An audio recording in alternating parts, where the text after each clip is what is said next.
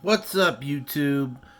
I got this super cool upgraded Z-axis from CNC for Newbies, and I have this Y-axis riser from TBD CNC.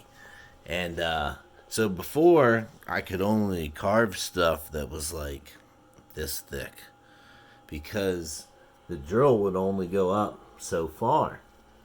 Now, hold on. There we go. Whoa!